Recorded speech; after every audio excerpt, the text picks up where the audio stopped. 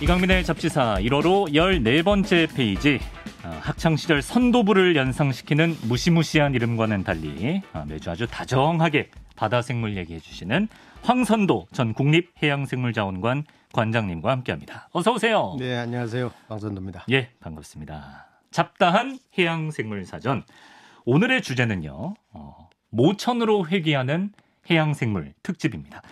먼저 거꾸로 강을 거슬러 오르는 힘찬 연어부터 만나볼 텐데요. 우리가 이제 강산의 씨 노래로도 익숙한 그 연어의 어떤 습성이라고 할 수 있을 텐데, 이 유명한 노래를 듣고 황선도 박사님께서는 직업병이 도지셨다는 얘기가 있습니다. 이거 무슨 말인가요?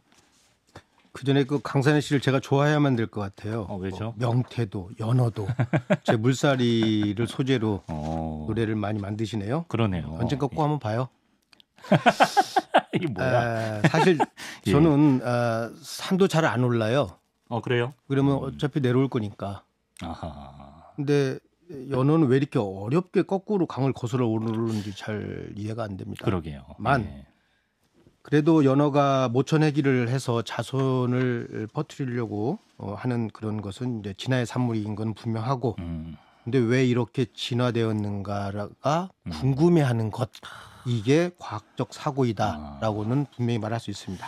이건 아무리 생각해도 좀 신기한 것 같아요. 일생에 한 번 산란을 위해서 그 거센 물살을 거슬러서 태어난 하천으로 되돌아오는 이 연어의 습성, 비상함, 정말 신기한데, 무엇보다도 그 먼 길을 대체 어떻게 알고 돌아오는지, 그 능력은 무엇인지도 궁금하거든요.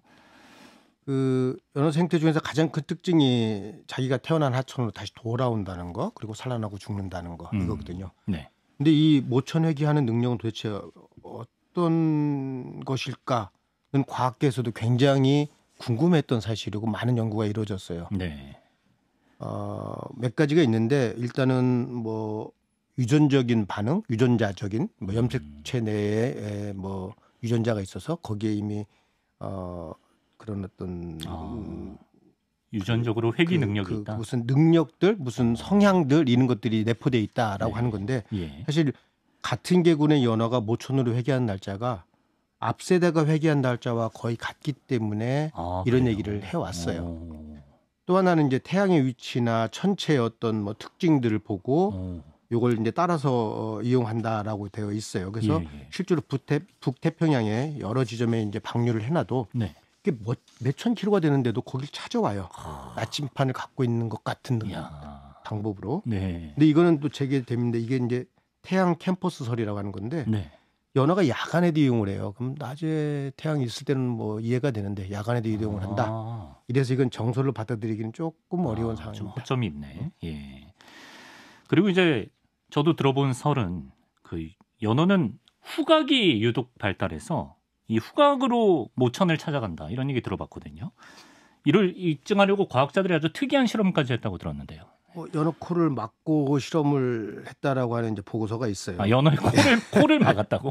네. 근데 후각을 맞지 못하게 하고 그래서 가능인가 뭐 이런 것들을 해봤는데, 결론적으로는 하천마다 각각 독특한 화학적 성분들이 냄새라는 걸로 나와 있어요. 우리 뭐 보통 개가 보면 이제 주인과 그렇지 않은 사람들을 구분하기도 하고, 그렇죠. 후각으로 찾아가잖아요. 뭐 비슷한 아마 특징일 것 같아요. 근데 이런 거는 연어가 이제 그 올라오는 하천이 되게 많은 지류들이 있는데도 불구하고 독립된 계군으로 이렇게 있어요. 그게 그놈은 골로만 온단 말이에요. 그 지류로만. 그런 걸 봐서는 지류마다 갖고 있는 화학적 냄새가 서로 다르다. 그래서 그걸 맡아서 왔다.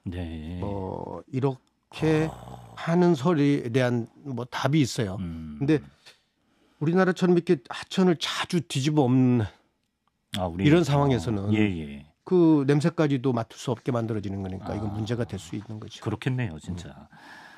그럼 박사님, 연어처럼 이런 회귀 본능, 이런 특정한 능력이 없는 어류들은 일반적으로 어떤 경로를 통해서 이동을 합니까? 가장 쉬운 거는 해류를 따라가는 거예요. 바닷물, 해류.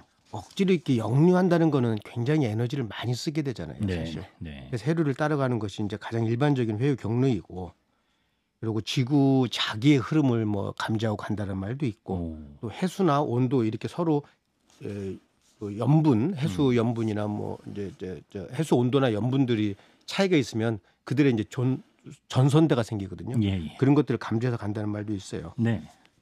결론적으로 보면 아직 설일 뿐 완벽하게 설명하는 정답은 못 구하고 있는 거죠. 아직도 풀리지 않은 미스터리구나. 진짜 기가 막히고 신기합니다. 자, 모천으로 돌아온 연어 이야기를 이어가 보면 일단 연어의 그 회유 거리가 아까 언뜻 뭐 몇천 킬로 말씀하셨던 것 같은데 얼음잡아 어느 정도나 됩니까? 이게 이제 우리가 연어라고 보통 명사를 하나 쓰지만 연어에도 여러 종류가 있어요. 그래서 그러니까 다양한 연어 종류에 따라서 회기도 다르고 거기에 따라서 이제 거리도 다르겠지만 이런 것들을 실험하는 방법이 표식 작업 또는 표지 태깅을 해서 얼마나 회유하는 걸 봐요. 예. 기본적으로 태평양 연안에 있는 연어들은 캄차카 반도에서 베링해를 거치고 알래스카만을 거쳐서 거의 수천 킬로미터 정도를 움직이고 이게 한 3, 4년 정도 보통 회유를 한다 이렇게 알고 있습니다. 사람이 내비 찍고 수천 킬로 가는 것도 쉽지 않은 일인데 이걸 어떻게 하냐라는 거죠. 그리고 이제 얘네가 바다에서 민물로 들어오는 과정에서 연어의 신체에도 또 여러 가지 변화가 생긴다고 들었거든요. 이게 이제 다큐로 많이 나오잖아요. 연어는 이게 좀 특이한 산란습성 때문에. 네. 그래서 연어가 산란을 하러 올라오는 이제 모천 얘기를 할 때는 생리적 변화가 생겨요. 그래서 화려한 혼인색 지나면 말했죠. 혼인색. 예. 색깔이 막 울룩불룩해져요. 네. 구혼하려고. 네. 또 이제 곱사처럼 이렇게 등이 이렇게 휘어지는 혹부리가 되기도 하고요. 그래요. 예. 또 턱이 이렇게 갈고리 모양으로 휘어요. 네. 원래 이렇게 됐던 턱이 이렇게 휘기도 하고. 그래요. 예. 이런 것들이 이제 나오고 어떤 때는 날카로운 송곳니가 또 나와요. 왜냐하면 나중에 이제 경쟁을 해야 되거든요. 하나의 암컷을 놓고 싸워야 되니까. 그때에 맞춰서 송곳니가 갑자기 나온다. 그래서 그런 이제 소위 체형 변화가 생기는 거죠. 신기하다. 예. 그리고 얘네가 모천에 도착하고 나서부터는 먹이도 안 먹습니까? 그렇죠. 사실 이게 바다에 나간다는 것은 더 넓은 서식처에서 많이 먹고 오는 거잖아요. 그래서 비축해서 지방과 근육으로 이제 가지고 들어오는데 이걸 산란하러 들어오면 이제 산란 둥지도 만들어야 되고 막 꼬리 막 해서 자갈을 막 휘젓고 해놓잖아요. 산란 둥지도 만들고 또 조금 전에 말씀드린 대로 암컷 하나를 놓고 수컷들이 경쟁을 하잖아요. 우열을 가려야 되잖아요. 그래서 이제 그렇게 싸움을 하는데 에너지를 쓰는 거죠. 보통 산란을 준비하는 거는 뭐 보통 이게 기본적인 겁니다. 모래와 자갈에다가 수심 3m 이내에서 초속 20cm 유속이 빠른 산려울. 근데 거기가 이제 소위 말해서 공기가 많이 녹아 있는 데라서 산소, 포화 산소가 많은 거죠. 그렇군요. 그런 데서 이제 꼬리로 막 50cm 정도의 홈을 파내는 것이 이제 산란 준비고. 그 둥지를 만드는 거예요. 거기다가 해요. 그리고 이제 암컷을 소위 꼬드겨야 되잖아요. 그래서 구애를 해요. 얘네들 똑같이. 그리고 힘센 놈이 결국 짝짓기를 성공하는 거고. 그래서 이제 짝짓기를 하게 되면 그 다큐 한번 잘 보시면 막 입을 벌리면서 막 이렇게 떨어요. 방정할 때 맞아. 그런 것들이 이제 보여지거든요. 그래서 이렇게 단 한 번에 사랑을 하고 얘는 죽습니다. 뭐 이런 생물이 있으니까. 격정적인 아름다운 광경이라고 하는데 부럽기도 하죠. 뭐 너는 연어처럼 평생에 한 번이라도 이런 사랑을 나눠본 적이 있느냐라고 물어보면 뭐 대답할 사람들이 그렇게 많을까요? 싶습니다. 그럼 평생의 사랑 찾으셨죠? 노코멘트 하겠습니다. 지금 부부싸움 중이거든요. 오늘도 또 명태 패고 계신 거 아니야? 댁에서. 근데 이런 생각하는 분들 계실 것 같아요. 아니 애초에 그냥 하천에서 쭉 지내면서 산란까지 하면 되지. 왜 그 먼 바다까지 고생고생 나갔다가 다시 들어오는 거냐. 이건 뭐 답이 있습니까? 이에 대한? 그러니까 모든 생물은 종족 번식이에요. 목적이.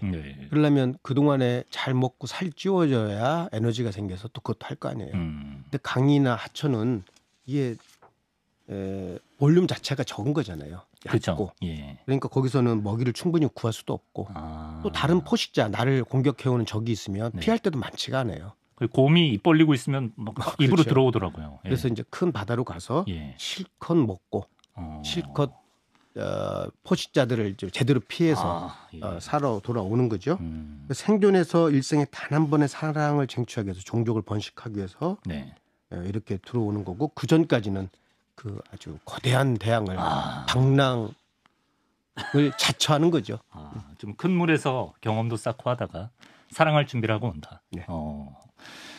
연어의 종류도 살펴보겠습니다. 연어는 잇몸의 색깔이나 이빨의 유무로 종을 구분한다고 하네요. 우리가 연어라고 보통 명사를 쓰죠. 연어의 종류가 여러 개 있어요. 좀 이따가 말씀을 드릴 건데 이제 세먼이라고 영어로 합니다. 세먼. 근데 그게 L이 묵음이에요. 그래서 살몬 이렇게 발음하면 안 되고요. 세먼입니다. 홍선도의 영어 한마디. 세먼입니다. 세먼. 이 분류키라고 하는데 이게 무슨 종이냐? 아까 보통 명사 연어가 여러 종류가 있는데 종을 분류할 때는 분류키가 있어야 돼요. 어떤 특징이 있느냐? 꼬리와 표피 이런 데 흑색 소포가 어떤 형태로 나타나느냐. 또 잇몸. 그걸 영어로는 검이라고 그래요. 난 그래서 껌 씹는다 검인가 그러는데 GUM 검의 색깔이 어떠냐도 분류키가 돼요. 그래요. 또 이빨이 있느냐 없느냐 이런 것들도 분류키가 돼서 태평양에 뭐 저는 다른 데는 모르겠고 태평양에는 총 7종이 있습니다. 태평양에 연어 7종. 종을 나열해 보면 썩가이 세몬이라고 하는 홍연어, 또 코호 세몬이라고 하는 은연어, 또 치눅 세몬이라고 하는 왕연어. 그냥 연어라고 부르는데 첨입니다. 첨 세몬. 그냥 연어. 이게 이제 보통 명사와 이 종 이름이 같아요. 그렇군요. 그래서 좀 헷갈리죠. 또 체리 세몬이라고 해서 심화 연어. 또 핑크 세몬이라고 해서 곱사 연어. 하고 강철머리 송어. 이거는 이제 무중의 송어류에 해당하는데 스틸헤드 트라우트예요. 약간 세몬하고 다른 거지만 같이 쳐줍니다. 그래서 7종이 태평양에 서식하고 있습니다. 그렇군요. 그리고 이제 훈몽자회라든지 신증동국여지승람이라든지 세종실록 지리지 같은 우리 고전에도 예전부터 우리 조상들이 연어를 즐겨 먹었다 이런 기록이 있는데요. 특히 허균의 성소부부고에는 연어는 동해에 있는데 알젓은 좋은 안주이다 이렇게 쓰여 있다고 합니다. 그럼 뭐 조선시대 때부터 연어를 이렇게 염장품으로 가공을 해서 먹었다 이렇게 봐야겠네요. 저 대형마트나 백화점에서 연어를 처음 봤기 때문에 우리나라에 연어가 있는지 사실 몰랐어요. 이렇게 보통 어획 조사를 하러 가면 자원 조사를 하러 가면 별로 잘 잡히지가 않거든요. 그만큼 개체수가 적은 거죠. 노르웨이 연어 많이 먹는. 그럼에도 불구하고 이런 이제 고서를 보면 우리도 연어가 과거 기록에 나타난 건 분명한 것 같습니다. 우리나라 아까 7개 태평양 연어가 있다고 하면 그 중에 우리나라에는 몇 종이 있는가? 그럼 2종이 있어요. 2종. 이게 좀 이제 연어라고 아까 말했던 보통 명사하고 고유 명사가 같은 연어. 이름이 같았던 연어. 이거는 이제 첨 세몬인데 이게 또 첨이라는 뜻이가 이게 친구 사이좋게 지내다 이런 뜻이랍니다. 그래요? 그리고 도그 세몬이라고 개 세몬이라고도 하는데 영어권에서는 인간과 친하잖아요, 동물이. 그 개라는 게. 그렇죠. 그런 것도 있고 일본은 술이라고 하는 사케와 같은 발음에 또 사케 세몬이라고도 해요. 사케동 할 때. 그래서 이게 연어가 정말 그렇게 인류하고 인간과 친한 거 아닌가라고 하는 생각이 들 정도입니다. 왜 이런 이름이 붙었지? 그래서 저는 이제 뭐 이거는 그냥 저의 제안이에요. 이건 분류학자들이 정말 논문에 그런 충분한 근거를 두고 명칭을 이제 개선해야 되겠지만 이름을 아까 그랬잖아요. 보통 명사 연어와 한 종의 이름 연어가 같다 보니까 헷갈린다. 맞아요. 그래서 첨세몬 또 인간과 친해 우리가 그런 것들은 보통 참이라는 단어를 붙였잖아요. 뭐 조기 참 이건 좋다라는 거거든요. 진리 뭐 이런 거잖아요. 그래서 참연어라고 붙이면 어떻겠는가라는 또 나왔네. 저의 제안일 뿐입니다. 우리 물살이 떠살이에 이어서 참연어. 첨세몬, 참연어. 그리고 심화연어가 하나 더 있습니다. 근데 이게 체리세몬이라는 건데 이건 육봉형이에요. 민물과 바닷물을 왔다 갔다 하지 않고 민물에만 살게 진화됐어요. 그래요? 그래서 육봉. 바다에 육지에 갇혀 있는 거죠. 육봉. 그게 우리가 알고 있는 지금 산천어입니다. 산천어가 얘네구나. 그래서 뭐 한국에서 유일하게 그 축제 대상, 뭐 유일한 건 아닌데 최근에 뭐 산천어 축제들이 일어나고 있잖아요. 그런 신문 기사의 댓글을 보면서 뭐 감론을박해요. 보통. 맞아요. 저는 이제 물살이 전공자로서 제가 애정하는 대상에 대해서는 이런 말을 할 수 있습니다. 이걸 먹지 말자는 얘기는 아니다는 얘기예요. 그런 생물을 유의의 대상으로 삼지 않았으면 좋겠다. 더 좋은 생태적 방법이 있을 텐데 그런 걸로 축제를 하는 것도 좋겠다라는 제안을 하는 거고요. 예. 그것이 무엇이냐면 정말 언제든지 제가 기꺼이 제안해 드릴 수 있어요. 그 방법론에 있어서. 네, 어떻게? 그래서 아니 그거는 이제 또 기회가 되면 다만 정말 살아있는 생물 물살이를 유의의 대상으로 하는 것은 외국 언론에서도 지탄의 대상이 되고 있다. 이 정도는 말씀드리겠습니다. 이에 대해서는 아마 많이들 공감하실 거예요. 우리 바다 이야기를 좀 해보면 강원도 양양에서는 매년 봄에 인공 부화를 한 어린 연어들을 방류한다고 하네요, 박사님. 맞죠. 그 뭐 보통 남대천이 가장 유명하잖아요. 뭐 연어가 들어온다라고 하는 양양에 있는 거죠.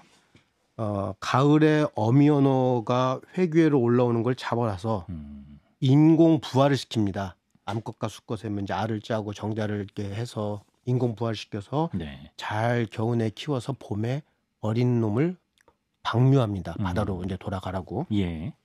왜 이런 일을 하느냐? 생존율을 높이려고 하는 거예요. 자연에서는 그들이 산란하고 부화를 하는 율이 그래서 새끼가 돼서 어미가 되는 그 비율이 아주 적어요. 그래서 이거를 더 많이 생존을 할 수 있도록 인간이 선의의 간섭을 좀 해주는 거죠. 그리고 그런 것들 역사를 보면 사실 일제 강점기부터 이건 사실 이루어졌던 일이에요. 예. 그 위에 뭐 진해에 있는 양어장에서도 해방 이후에 있었고 또 국가기관에서도 이런 이제 특성화된 연구소가 거기 있었고 그게 어느 순간에 이제 공공기관으로 넘어와서 그 특성화된 또 연구소가 그 일은 계속 진행해 오고 있습니다. 그럼에도 불구하고 냉수성 연어의 회귀율 돌아오는 그 비율이 자꾸만 감소되고 있는데 저는 뭐 분명히 말씀드릴 수 있습니다. 산란 장소가 자꾸만 사라져서 그래요. 어떤 일이냐? 하천수가 오염되는 거 첫째. 또 아까 모래와 자갈이 있는 데서 걔네들이 산란한다고 하는데 콜체 채취하고 나면 하천에서 없어지죠. 다 가져가니까. 제일 중요한 건 수변의 도시화예요. 수변. 하천 옆에, 강 옆에 이게 옛날엔 다 숲이었는데 나무가 있는 숲이었는데 이게 도시화가 돼버리는 거죠. 개발하니까. 근데 왜 이게 문제가 되느냐? 얘네는 냉수성어 중이에요. 그래서 그늘이 있어도 좀 차가워져야 되는데 물이 다 드러나니까 도시화가 되니까 수온이 상승해서 오지 못하는 거죠.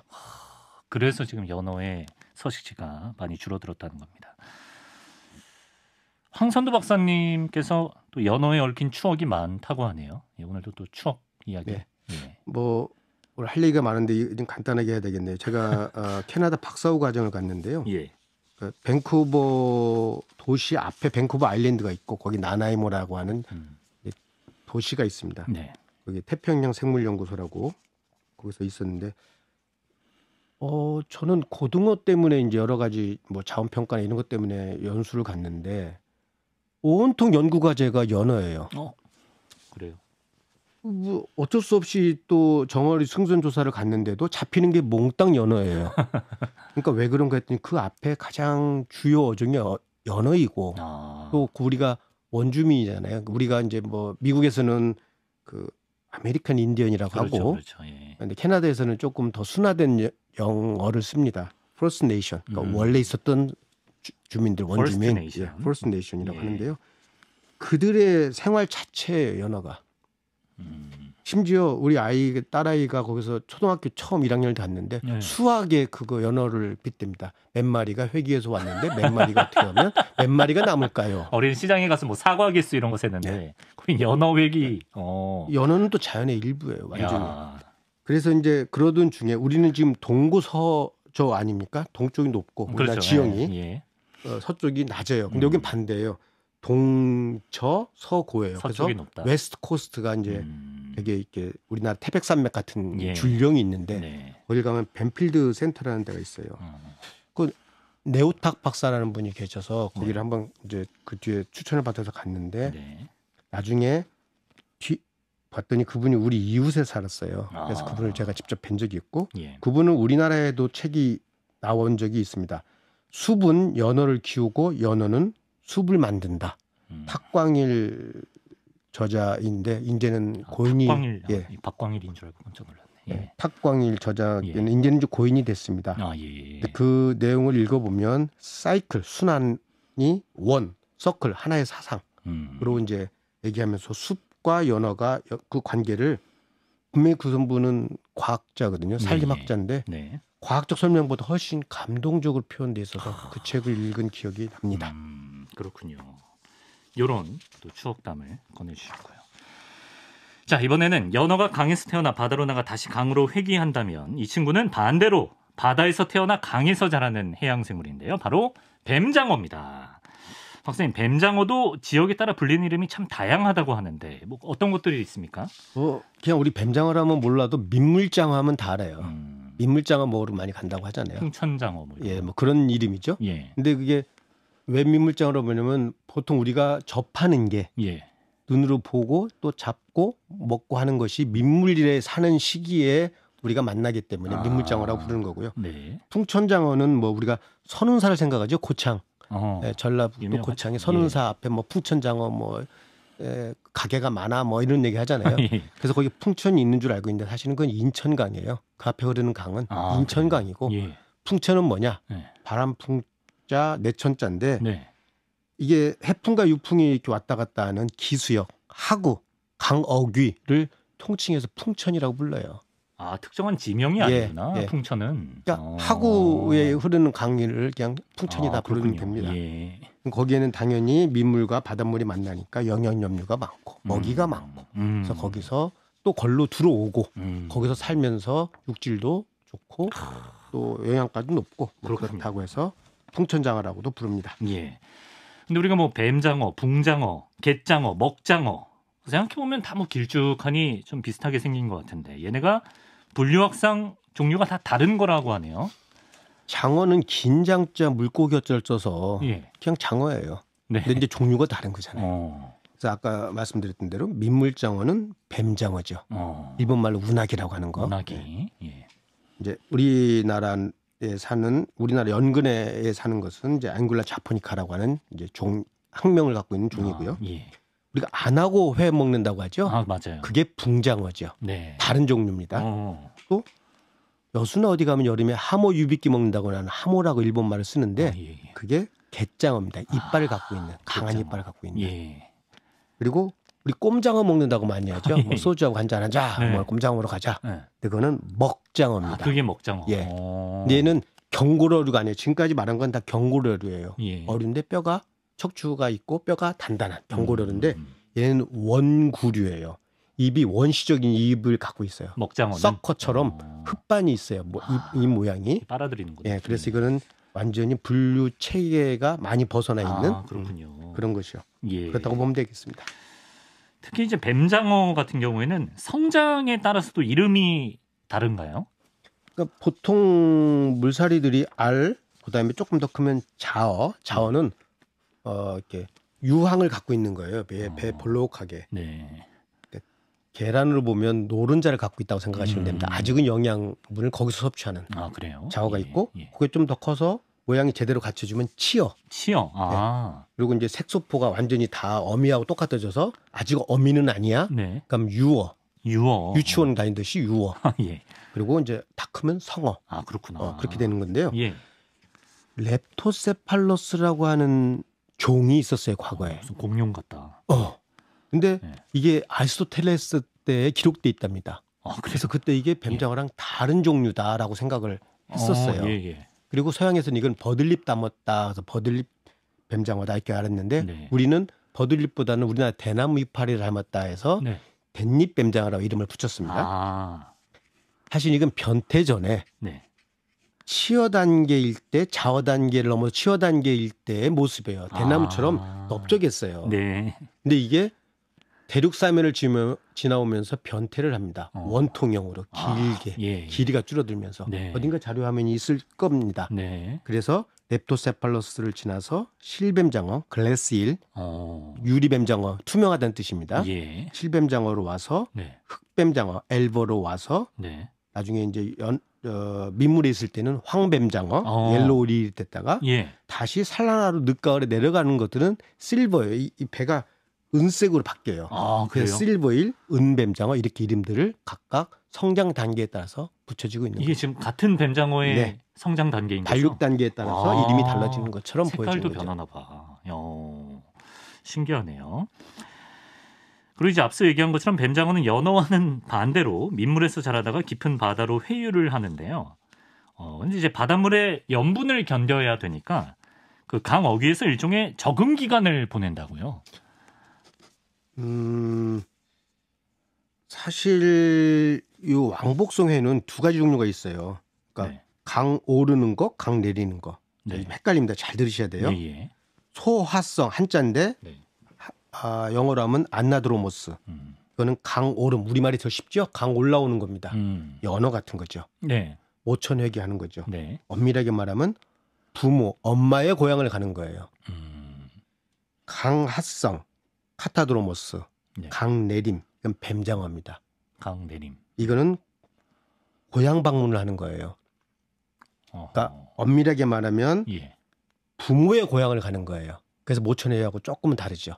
한 번도 살아보지 않았던, 나중에 나올 건데 산란장이 저 바다이기 때문에 아, 그래요? 거꾸로 엄마가 살다가 내려갔다면 거기로 왔다라고 자기는 생각을 하는 거죠. 우리는 상상을. 예. 그래서 고향 방문에 해당하는 건데 네. 이것은 올라가고 내리는 걸 뭐 어디다 중심을 둬야 되느냐, 이게 이제 헷갈리는 거잖아요. 맞아요. 산란장이 어디냐에 따라 다른 거예요. 아, 산란장이 바다에 있으면 강 내림이고 네. 산란장이 민물이면 강 오름이 되는 거죠. 아. 그러면 연어와 뱀장어가 헷갈리지 않는 거죠. 네, 네. 그리고 이런 것들이 이제 올라오고 내려가려면 강 어귀에서 네. 일정 정도 삼투압 조절을 해야 돼요. 아. 우리 김장 담을 때 보면 네. 생배추를 소금에 절이다 보면 혹 이렇게 쭈그러들잖아요. 그렇죠. 예. 삼투압 조절을 못해서 그런 거예요. 그럼 바다 사는 생물이 갑자기 민물로 오면 삼투압 변화가 생기는 거죠. 또 민물에 있던 것이 바다로 가면 삼투압 변화가 생기는 그렇죠. 거잖아요. 예. 그것이 이제 어떤 걸로 과학적으로 해석을 하냐면 사구체가 변동된다, 염세포가 바뀌어야 된다, 뭐 이렇게 얘기하는데 그냥 한 학기 강의 드려야 됩니다. 그런 그렇죠. 변화를 겪어서 적응해서 왕복성 어류들이 회유를 합니다. 언뜻 생각해도 엄청난 변화겠죠. 그걸 적응하는 기간이 필요하다. 그럼 뱀장어는 어떤 능력으로 그 먼 바다의 산란장까지 찾아오는 건지 또 궁금한데요. 오로지 감각과 본능을 바탕으로 내비게이션을 찾아간다. 이렇게 말하는 건 문학적인 표현일 뿐이고 예. 비과학적인 표현입니다. 네. 무선 추적기를 달고 인공위성하고 이렇게 교류를 하면서 추적을 해본 결과가 실험이 있습니다. 예. 낮에는 천적을 피해서 수심 500m, 900m 밑으로 이렇게 가고 네. 밤에는 100m, 300m 위로 부상해서 가요. 그건 이제 물성, 뭐 해류 이런 것들을 이제 고려해서 가겠죠. 네. 결론적으로 보면 한 3,000km 정도를 이동한다라고 되어 있는데 예. 어떤 경로로 갔는지는 찾지 못했어요. 아직도 그건 미스테리입니다. 근데 결론적으로 어디에 갔는지는 찾았는데 그게 해저 산맥 때문에 교란이 된 지자기 또는 염분과 수온이 다른 해류가 만나는 어느 독특한 심해 그곳에서 산란한다는 설까지는 만들어졌습니다. 심해 어느 장소? 그 어디? 예. 얘네도 이제 산란장으로 이동하는 동안에 아무것도 안 먹습니까? 한 6개월 정도 이동을 하는데요. 그 가는 동안에 위와 장이 다 퇴화돼서 없어져요. 공간이 생깁니다. 그 사이에 퇴화가 돼요? 예. 왜 그러냐면 예. 그 안에 생식소를 넣어서 가져가야 되기 때문에 그래요. 생식소를? 예. 그래서 결론적으로 보면 과거에는 필리핀 동쪽에 있다고 생각했는데 지금은 괌 서쪽, 그것도 마리아나 해구가 쪽에 있는데 그쪽 북쪽에 마리아나 해저 산맥이 있고 그 안에 마리아나 해산, 바다에도 씨 마운트가 있어요. 바다에도 산이 있는데 그 위에서 정확하게 말씀드려 줄까요? 찾아가고 싶으면 가보세요. 북위 15도, 동경 149도 부근에서 산란을 한다 합니다. 그 해산에서. 그것도 수온 25도에서 27도일 때 계절적으로는 4월에서 8월 사이에 그것도 금은밤에 산란을 한답니다. 구체적이네. 어떻게 알았냐고요? 어떻게? 이제까지 쭉 말씀드렸잖아요. 이석을 블랙박스. 아주 미세 구조를 보니까 언제 며칠 날 어디서 산란하는 것까지도 찾아낼 수 있었던 거예요. 이석의 신비 오늘도 나오네. 이석으로 이걸 또 알았구나. 4월 되면 한번 가보시기 바랍니다, 여러분. 예. 그럼 뱀장어도 산란하고 나서는 죽는 건가요, 박사님? 그럼요. 예. 뭐 마지막 그 산란하러 간 어미까지 우리가 채집을 했었는데요. 눈과 꼬리만 남아요. 아주 수척했어요. 그리고 몸무게가 5분의 1로 줄어듭니다. 좀 안쓰럽다. 이건 숭고한 모성애 외에 다른 표현하는 방법이 없어요. 산란하러 가는 그 목적 하나에 네. 그 성어 어미가 완전히 자기 몸을 거기다 다 바치는 거죠. 네. 그렇습니다. 자, 이렇게 신비로운 사생활을 가진 뱀장어에 대해서 그동안 과학적으로 많은 연구들이 수행됐지만 아직까지 밝혀지지 않은 부분도 많다면서요. 뭐 제가 알고 있는 태평양 뱀장어는 동경대학교 해양연구소의 쯔카모토 교수, 지금은 은퇴하셨지만 네. 그 교수팀이 가장 활발하게 하셨습니다. 한 아, 1991년도에 필리핀 동쪽에서 치어를 잡는 것을 처음 성공해서 한 그 이후로 지금까지 했으니까 20-30년 뭐 네. 계속 연구를 해왔던 거고요. 예. 2006년에는 3일 된 난황 자어를 발견하고 3일 이석으로 보면 됩니다. 2008년에는 알을 품은 성어를 채집했고 2009년에는 알과 성어를 동시에 채집했어요. 네. 그래서 거기가 산란장이다라는 거를 발견해냈는데 예. 부러운 것은 네. 이렇게 수십 년 동안 연구 지원이 있었다라는 거죠. 아, 그렇죠. 긴 호흡으로 해야 또 알 수 있는 게 있는데. 뱀장어는 아직도 인공 종묘가 많지 않다고 하네요. 그렇습니까? 뭐 1976년에 일본에서는 최초로 인공 종묘가 성공했고 예. 2010년도에 완전 양식을 했어요. 그러니까 그 새끼를 키워서 어미가 돼서 어미가 다시 산란을 해서 다시 요 새끼가 어미가 되는 걸 완전 양식이라고 그래요. 예. 우리도 그거 사실 거의 도둑고양이처럼 가서 배워와서 예. 많은 학자들이 네. 2012년도에 실뱀장어를 생산을 성공했고 2016년도에는 완전 양식이 성공했습니다. 다만 예. 상업적으로 대량 생산을 아직은 못하고 있는 거죠. 투입되는 돈이 너무 많기 때문에 네. 생산을 아직까지 완벽하게 하지 못하고 있다. 아. 네, 이렇게만 생각하시면 되고 네. 실뱀장어 한 마리를 일단 잡아서 그렇게 양만을 하는데 그 양식을 특별히 양만이라고 합니다. 뱀장어는 네. 만자가 뱀장어 만자니까. 아, 그렇구나. 예. 한때는 워낙 없으니까 실뱀장어가 네. 한 마리가 7,000원 정도 했어요. 어우, 비싸다. 그래서 금장어라고 부를 때가 있었습니다. 아, 금장어. 예, 금장어. 예. 만만치가 않네요. 예, 그러니까 서식처가 점점 얘네도 줄어들면서 뱀장어도 줄어들면서 산란 양이 줄고 그러면 이제 하구로 다시 돌아오는 뱀장어의 양도 줄어드는 악순환이 반복된다 이렇게 볼 수 있겠군요. 그렇죠. 뭐 모식도를 그려보면 이렇습니다. 산란장에서 그러니까 괌 옆에 네. 마리아나 해구 옆에 해산에서 산란해서 북적도 해류를 서쪽으로 타고 올라가다가 쿠로시오 해류를 만나서 올라오다가 대륙 사면에서 렙토세팔러스가 실뱀장어로 변태를 해서 대만 난류를 따라 올라오다가 네. 남해안 서해안의 하구를 1월에서 3월달에 들어오기 시작하는 거죠. 뭐 짧게는 6개월, 길게는 근 1년 가까이 3,000km를 이동해서 올라오는데 네. 하구에 또 올라왔더니 또 막힌 게 있어요. 하구뚝. 하구뚝.